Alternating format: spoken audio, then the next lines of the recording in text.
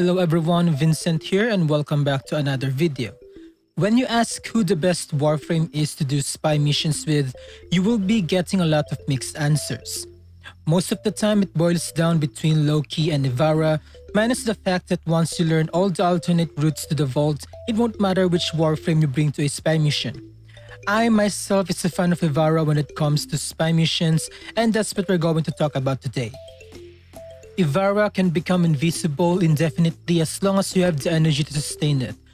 Top that with her augment that makes her go through any sensors without triggering alarms really makes her a really good spy Warframe that will surely net you all the vaults without raising an alarm. Ivara's main blueprint and her components' blueprints can be acquired from spy missions of varying mission levels. Spy missions where enemy levels are between 1 through 15 can net you her systems. Spy missions with level 16 to 25 enemies give you her chassis, and spy missions with enemies with level 26 and above will give you her main blueprint and her neuroptics. As of writing the script, Ivara Prime parts are scattered throughout all the eras, her chassis being the rare part for you to hunt from Neo-era relics. Let's briefly talk about her abilities. Her first ability is Quiver, where Ivara can cycle through different types of arrow: Cloak, Dash Wire, Noise, and Slip. All Quiver arrows are considered as projectiles and have travel time. Hitting enemies with any of the arrows will not damage them.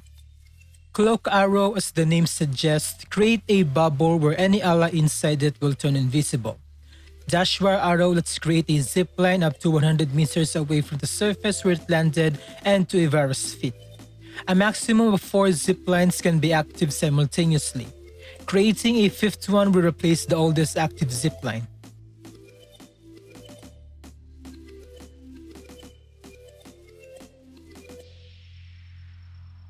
Noise arrow emits sound that can alert enemies and also make them investigate the area where the arrow landed.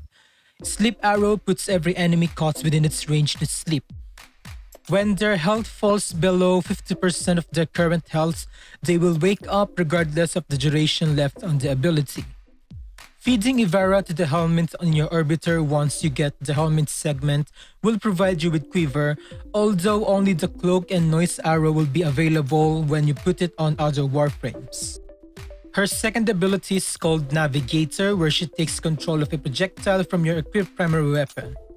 Projectile refers to any shot with a physical presence and travel time, like bows, grenade launchers, throwing knives, bolt-firing weapons, and thrown melee weapons.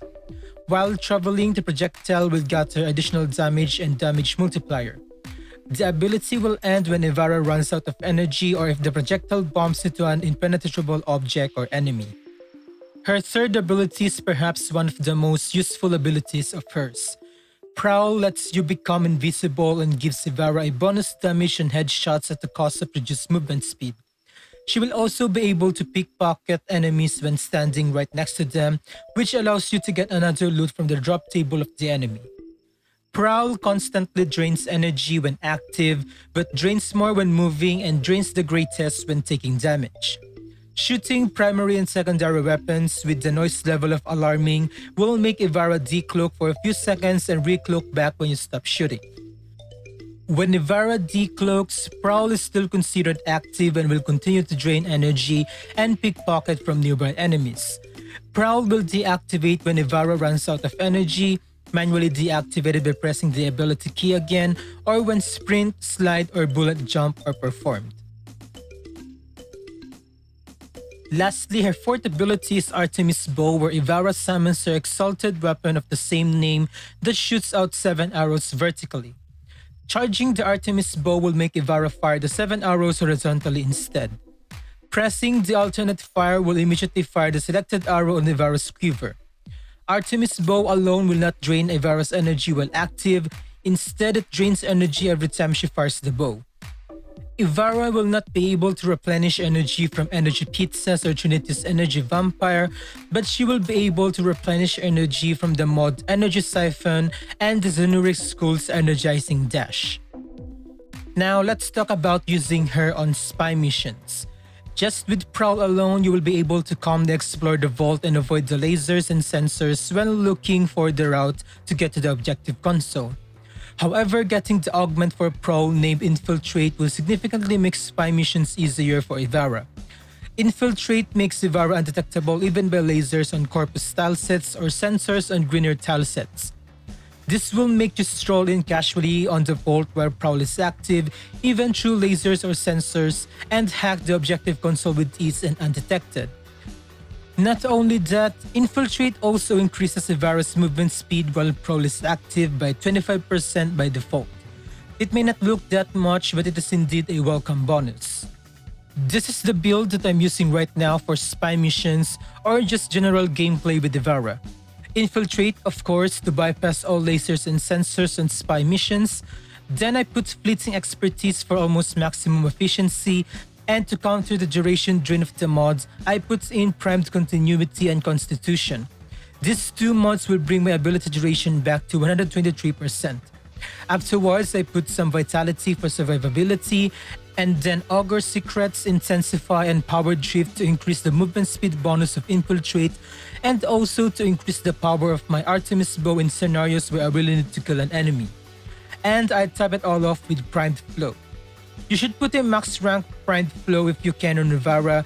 The only reason why I have a rank 8 Primed Flows here is because I do not have any extra Primed Flow, and a lot of my Warframes are using this mod, which will mostly affect their builds if I increase Primed Flow's rank. This build will be more than enough for casual gameplay other than spy, but can also be brought to Steel Path spy mission like what you see in the footage where I get invaded by the Shadow Stalker. It took less than 10 shots from Ivara's Artemis Bow to bring the Shadow Stalker down.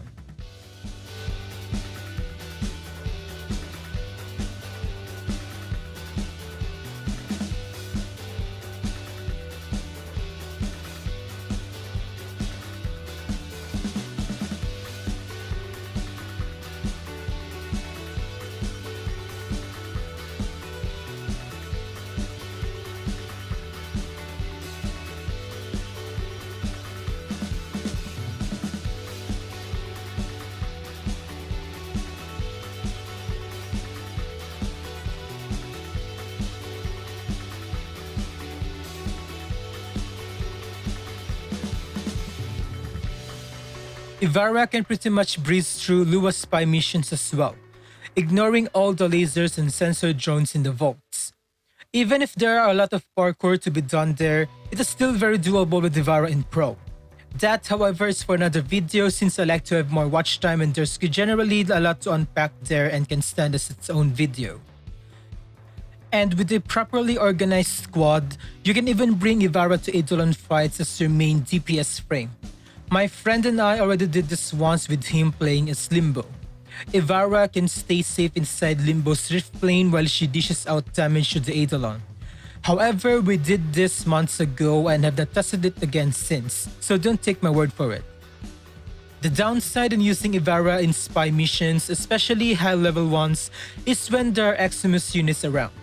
Energy Leech and Parasitic Eximus will drain Ivara's energy even faster, which can put you in grave danger.